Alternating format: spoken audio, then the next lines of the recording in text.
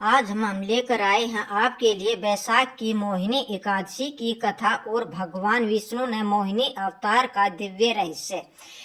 यह एकमात्र कथा नहीं, यह ईश्वर की करुणा का, धर्म की रक्षा का और भक्ति की अमर ज्योति का जीवंत चरित्र है। जिस दिन स्वयं संपूर्ण ब्रह्मांड के अधिपति भगवान श्री हरि ने मोहिनी का रूप धारण कर देवताओं को अमृत प्रदान किया, वह दिन था एकादशी का। उसी पुण्य तिथि का नाम है मोहिनी एकादशी। जो व्यक्ति इस एकादशी को श्रद्धा पूर्वक सुनता या पढ़ता है, उसे सशस्त्र गांव, दान, यज्ञ और तीर्थ स्नान का फल प्राप्त होता है। वह सभी पापों से मुक्त होकर भगवान विष्णु के धाम को प्राप्त करता है। क्या आपने कभी विचार किया है कि जिसकी माया से यह सृष्टि बंधी हुई है, वे स्वयं क्यों बने माया स्वरूप? यह कौन सी लीला थी जिसके माध्यम से विष्णु भगवान ने अधर्म की भ्रांति किया और धर्म को विजय बनाया? भक्तों, मोहिनी एकादशी केवल व्रत का दिन नहीं, यह आत्मा के मोह से मुक्ति का द्वार है। यह व्रत मोह, माया और पाप की बेड़ियों को काटने वाला एक दिव्य उपाय है। इसकी कथा सुनने मात्र से जन्मों के पाप नष्ट हो जाते हैं और प्रभु की कृपा सहज ही प्राप्त हो जाती है। तो आइए हम सब मिलकर हृदय में श्रद्धा, मन में विश्वास और आत्म में भक्ति के लिए श्रवण करें एक अद्भुत कथा को, जिसे सुनकर स्वयं श्री राम ने भी अपने गुरुदेव वशिष्ठ जी से मोक्ष का मार्ग जाना। जय श्री हरि, जय। मोहिनी एकादशी की महिमा हिंदू पंचांग के अनुसार 7 मई 2025 को सुबह 10:19 पर एकादशी तिथि प्रारंभ होगी और 8 मई को 2025 को दोपहर 12:29 पर एकादशी तिथि समाप्त हो जाएगी। उदय तिथि में मोहिनी एकादशी व्रत 8 मई 2025 गुरुवार को रखा जाएगा। इस दिन भगवान विष्णु की मोहिनी रूप का व माँ लक्ष्मी की पूजा करने से मनोवांछित फल की प्राप्ति होती है। मोहिनी एकादशी व्रत पारण का समय।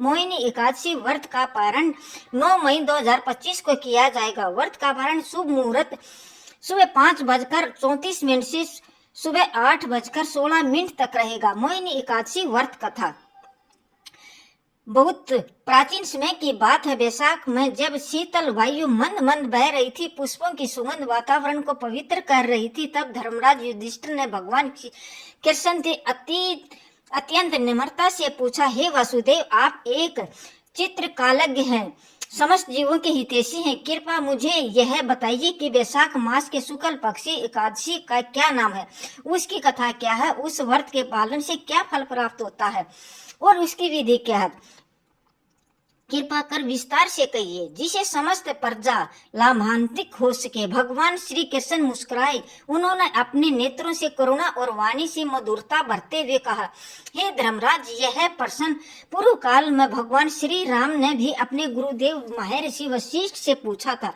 आज मैं वही पावन व्रत कथा तुम्हें कहता हूँ, जिसे सुनकर मनुष्य समस्त पापों से मुक्त हो जाता है और उसे मोक्ष की प्राप्ति होती है। भगवान राम ने एक दिन वशिष्ठ मुनि से प्रश्न किया, हे मुनिवर, कृपा करके मुझे कोई ऐसा व्रत बताइए जिसे समस्त पापों का विनाश कर दे, मोह जाल को काट दे और मेरे जीवन को शुद्ध बना दे। वशिष्ठ मुनि बोले, हे राम, बैसाख मास के शुक्ल पक्ष की जो एकादशी होती है, वह मोहिनी एकादशी के नाम से जानी जाती है। यह व्रत इतना प्रभावशाली है कि यदि कोई मनुष्य इसे श्रद्धा, भक्ति और नियम पूर्वक करता है तो वह जीवन के समस्त पापों से मुक्त होकर श्री हरि विष्णु के लोक को प्राप्त होता है। अब मुनि विशिष्ट उस कथा को कहते हैं जो प्राचीन काल में घटित हुई थी। एक समय की बात है, सरस्वती नदी के पवित्र तट पर भद्रावती नामक एक नगर था। वहां एक अत्यंत धर्मात्मा राजा राज्य करता था, जिसका नाम था धृतमान। वह चंद्रवंश में उत्पन्न हुआ था और अपने न्याय प्रियता व धर्म पालन के लिए प्रसिद्ध था। उसी नगर में एक धनवान वेश्य रहता था, जिसका नाम था धनपाल। उसका हृदय अत्यंत पुण्यशील और करुणा से परिपूर्ण था। उसने अनेकों धर्मशालाएं, कुएं, बावड़ियां, मंदिर और गौशालाएं बनवाई थी। वह भूखे को अन्न, प्यासे को जल और दुखी को सांत्वना देता था। उसका जीवन भगवान विष्णु की भक्ति में समर्पित था। धनपाल के 5 पुत्र थे, सुमेना, मेधावी, सुकृति, धृतमान और धृष्ट बुद्धि। 5वां पुत्र धृष्ट बुद्धि अपने नाम के अनुरूप ही था। अत्यंत दुराचारी, अपवित्र और अधर्मी, जुआ, शराब, स्त्रियों के पीछे भागना, चोक्रिय क्रम, दुर्शासन, कोई भी ऐसा पाप नहीं था जो उसने न किया हो। उसके व्यवहार से धनपाल का हृदय टूट गया। उसने अनेक बार समझाया, समझाने के बाद दंडित किया, लेकिन जब कुछ भी असर न हुआ तो उसे विवश होकर धृष्ट बुद्धि को घर से निकाल दिया। नगर वासियों ने भी उसे किनारा कर लिया। उसका जीवन अंधकार में हो गया। ना अन्न, ना वस्त्र, ना छत। वह दर दर भटकता, कूड़ा कचरा खाता, गलियों में सोता और पश्चाताप की आग में जलता। एक दिन भाग्यवंश वह महर्षि कौंडिन्य के आश्रम पहुंच गया। वह समय बैसाख का था और कौंडिन्य मुनि गंगा स्नान कर आश्रम लौट रहे थे। उसके शरीर से विद्युत्ता झलक रही थी। धृष्ट बुद्धि ने उसके चरणों में गिरकर करुणा स्वर में कहा, हे तपोधन, कृपा कीजिए, मेरे जीवन पाप से भर गया है। मुझे ऐसा उपाय बताइए जिससे मेरा उद्धार हो जाए। कौंडिन्य मुनि ने करुणा से कहा, हे वत्स, तुमने जो पाप किए हैं उनके लिए पश्चाताप ही एक प्रथम उपाय है और दूसरा उपाय है मोहिनी एकादशी का व्रत। इस दिन उपवास रखो, प्रभु का स्मरण करो, रात्रि में जागरण करो और अगले दिन ब्राह्मणों को दान दो। यह व्रत मेरु पर्वत जैसे पापों को भी नष्ट कर देता है। धृष्ट बुद्धि ने मुनि के वचनों को आत्मसात किया और पूरे विधि पूर्वक मोहिनी एकादशी का व्रत किया। उसने दिन भर अन्न जल त्याग कर व्रत किया, रात्रि में भजन कीर्तन में भाग लिया और अगले दिन स्नान कर ब्राह्मणों को दान दक्षिणा देकर भोजन कराया। इस पुण्य व्रत के प्रभाव से उसका समस्त पाप धुल गए। वह निष्पाप हो गया और अंत समय में दिव्य देह प्राप्त कर गरुड़ पर अगरुड़ होकर श्री विष्णु धाम को चला गया। हे राम, यह मोहिनी एकादशी का व्रत ऐसा है जो न केवल जीवन की दिशा बदल देता है अपितु परलोक तक सुधार जाता है।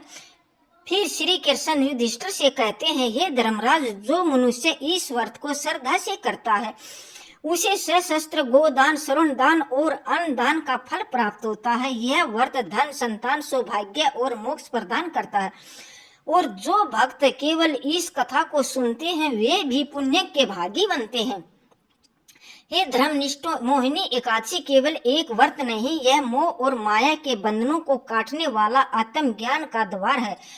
यह व्रत श्री हरि की लीला से जुड़ा है। जब उन्होंने स्वयं मोहिनी रूप धारण किया था, देवताओं और देवियों ने जब समुद्र मंथन किया था तो अंत में अमृत निकला। उस अमृत के लिए दोनों पक्षों में संघर्ष हो गया।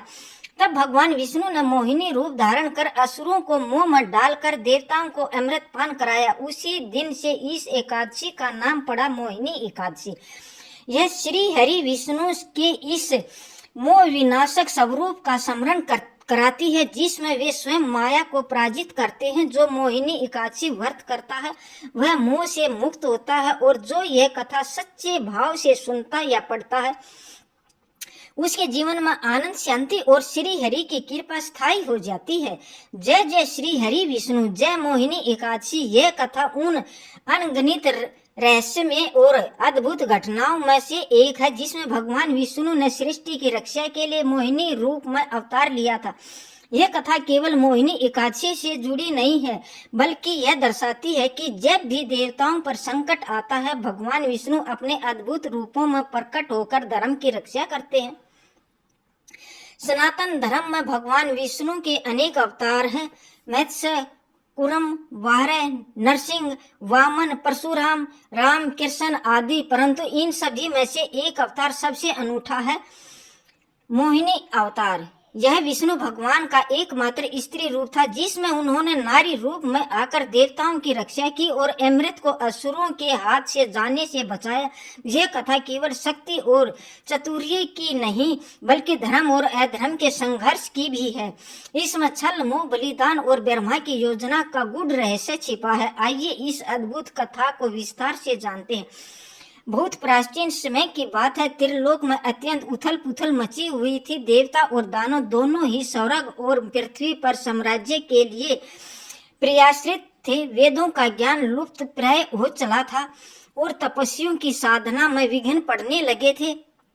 उस समय के असुर, विशेषकर महाबली राक्षसों ने अत्यधिक शक्ति अर्जित कर ली थी और देवताओं को पराजित कर स्वर्ग को निशाकित कर दिया था। इंद्र, वरुण, अग्नि, यम सभी देवता त्रस्त हो उठे। उन्होंने ब्रह्मा जी से सलाह ली और फिर सब मिलकर क्षीर सागर में शयन कर रहे भगवान विष्णु की शरण में पहुंचे। भगवान विष्णु ने उनकी बातों को ध्यान पूर्वक सुना और उन्होंने एक उपाय बताया। उन्होंने कहा कि अमृतत्व की प्राप्ति के लिए समुद्र मंथन करना होगा, जिससे अमृत निकलेगा। यह अमृत देवताओं को बल प्रदान करेगा और वे असुरों को पराजित कर सकेंगे। लेकिन यह कार्य केवल देवताओं के वश का नहीं था, अतः असुरों को भी इसमें साझीदार बनना पड़ेगा। देवताओं और असुर दोनों पक्ष समुद्र मंथन के लिए एकत्रित हुए। मंद्राचल पर्वत को मंथनी और वासुकी नाग को रस्सी बनाकर उन्होंने समुद्र मंथन प्रारंभ किया। यह एक अत्यंत कठिन और लंबी प्रक्रिया थी। जब समुद्र मंथन शुरू हुआ तो सबसे पहले हलाल विष निकला, जो अत्यंत घातक और विनाशकारी था। कोई भी उसे ग्रहण करने को तैयार नहीं हुआ। जब समस्त देवता दानव भयभीत होकर पीछे हटने लगे, तब भगवान शिव ने संसार की रक्षा हेतु उस विष को अपने कंठ में धारण किया। तभी से वे नीलकंठ कहलाए। इसके पश्चात मंथन से एक एक करके रत्न निकलने लगे। ऐरावत, हाथी, कामधेनु, कल्प वृक्ष, अप्सराएं, चंद्रमा और अत्यंत लक्ष्मी जी प्रकट हुए, जिन्होंने भगवान विष्णु ने अपनी पत्नी के रूप में स्वीकार किया। मंथन का अंतिम और सबसे महत्वपूर्ण फल था अमृत कलश। जब भगवान धन्वंतरी अमृत कलश लेकर प्रकट हुए, तब देवता और असुर दोनों ही उनकी ओर लपके। असुर अमृत प्राप्त करने को ललायित थे और उनकी संख्या और शक्ति अधिक थी। देवता चिंतित हो उठे। यदि असुर अमृत प्राप्त कर लेंगे तो उनका विनाश निश्चित है। यह संकट को दूर करने के लिए भगवान विष्णु ने दिव्य रूप धारण किया। मोहिनी स्वरूप। मोहिनी का सौंदर्य ऐसा था कि देखने वाला उसे देखता ही रह जाए। देवता और असुर दोनों ही उसकी ओर आकर्षित हो उठे, पर मोहिनी ने अपने मधुर मुस्कान और सौम्य वाणी से सबको शांत से बैठा दिया और कहा, मैं अमृत वितरण करूंगी, लेकिन मेरी एक शर्त है। मैं जिसे जैसा दूं वह वैसा ही स्वीकार करेगा। उसकी मधुरता और आकर्षण की विषीभूत होकर सभी असुर सहमत हो गए। मोहिनी ने चालाकी से सबसे पहले देवताओं को अमृत पिलाना शुरू किया। असुर भ्रमित होकर अपनी बारी की प्रतीक्षा करते रहे। तभी एक चालाक राक्षस सौरभानु देवता का रूप धारण कर देवताओं के मध्य जा बैठा और अमृत पीने लगा। लेकिन जैसे ही अमृत उसके कंठ में पहुंचा, सूर्य और चंद्रमा ने उसकी पहचान कर ली और भगवान विष्णु को सूचित किया। मोहिनी रूप में भगवान विष्णु ने तत्क्षण सुदर्शन चक्र चलाया और सौरभानु का सिर उसके धड़ से कर दिया, किंतु अमृत गले तक पहुंच चुका था, अतः उसका सिर और धड़ दोनों अमर हो गए। उसका सिर राहु और धड़ केतु कहलाया। तभी से राहु और केतु सूर्य और चंद्रमा से शत्रुता रखते हैं और काल काल पर उन्हें ग्रस्त करते हैं, जिसे हम ग्रहण के रूप में जानते हैं। इस प्रकार देवताओं को अमृत प्राप्त हुआ और वे पुण्य बलवान हो गए। उन्होंने असुरों को पराजित कर स्वर्गलोक को पुण्य प्राप्त किया। भगवान विष्णु का यह मोहिनी अवतार केवल एक स्त्री रूप नहीं था, वह सृष्टि की रक्षा के लिए रचा गया एक अद्भुत अलौकिक लीला थी। इस रूप में भगवान ने यह सिद्ध किया कि नारी का सौंदर्य केवल मोहित करने वाला नहीं, बल्कि संकट से उबारने वाला भी हो सकता है। यह मोहिनी अवतार न केवल पौराणिक दृष्टि से बल्कि आध्यात्मिक रूप से भी अत्यंत महत्वपूर्ण है। यह दर्शाता है कि भगवान जब भी सृष्टि में धर्म का एहसास देखते हैं, तब वह किसी न किसी रूप में अवतारित होकर धर्म की स्थापना करते हैं। मोहिनी एकादशी इसी मोहिनी अवतार की समृद्धि में मनाई जाती है। इस दिन व्रत रखने से मोह का नाश होता है, चित्त शुद्ध होता है और भजन भक्ति भगवान विष्णु की कृपा के पात्र बनते हैं। जो व्यक्ति इस कथा को श्रद्धा पूर्वक सुनता या पढ़ता है, उसे सशस्त्र गांव, यज्ञ, दान और तीर्थ स्नान का फल प्राप्त होता है। यह कथा हमें सिखाती है कि विश्वास, धैर्य और भक्ति के साथ यदि हम जीवन की कठिनाइयों का सामना करें, तो स्वयं भगवान हमारी सहायता के लिए कोई न कोई रूप लेकर अवश्य प्रकट होते हैं। श्री हरि विष्णु भगवान की जय हो। मोहिनी एकादशी की शुभकामनाएं। मोहिनी रूप में यह लीला केवल भौतिक नहीं, गुण आध्यात्मिक भी है। यह दर्शाती है कि धर्म को पराजित करने के लिए भगवान किसी भी रूप को धारण कर सकते हैं, चाहे वह स्त्री का ही क्यों न हो। इस अवतार की विशेषताएं। नंबर 1, विष्णु का एकमात्र स्त्री अवतार है। नंबर 2, इसमें भगवान ने माया और चातुर्य से धर्म की रक्षा की। नंबर 3, यह अवतार मोह आकर्षक की वास्तविक प्रकृति को भी दर्शाता है कि सत्य और धर्म के साथ ही वह सार्थक है। नंबर 4, यही कारण है कि मोहिनी एकादशी का नाम इस अवतार के नाम पर रखा गया। मोहिनी अवतार की यह कथा हमें सिखाती है कि धर्म की रक्षा के लिए भगवान किसी भी रूप में प्रकट हो सकते हैं। यह कथा केवल एक धार्मिक घटना नहीं बल्कि नीति, संकल्प और उद्देश्य का प्रतीक है। जो भक्त मोहिनी अवतार की कथा को श्रद्धा से सुनता है, उसे मोह, अज्ञान, पाप, आसक्ति से मुक्ति मिलती है और वह अपने जीवन को धर्म पथ पर स्थिर कर सकता है। मोहिनी एकादशी व्रत विधि। दशमी तिथि को रात्रि में सात्विक भोजन करें और काम क्रोध से दूर रहें। एकादशी के दिन ब्रह्म मुहूर्त में उठकर स्नान करें। व्रत का संकल्प लें।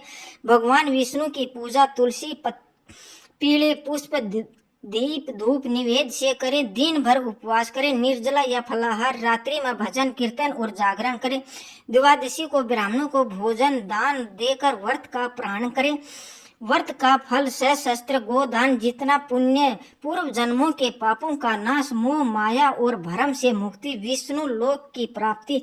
इस प्रकार मोहिनी एकादशी केवल एक व्रत नहीं अपितु आत्मा की शुद्धि और मोक्ष का साधन है। जो श्रद्धा से इस व्रत को करता है वह सभी पापों से मुक्त होकर भगवान विष्णु के धाम को प्राप्त करता है। अगर यह कथा आपको पसंद आई हो तो कृपया इस वीडियो को लाइक करें, कमेंट में जय श्री विष्णु और हमारे चैनल को सब्सक्राइब करें ताकि ऐसी ही दिव्य और पौराणिक कथाएं आप तक पहुंचती रहें। धन्यवाद। हरि तत्सत। जय श्री विष्णु भगवान। धन्यवाद दोस्तों।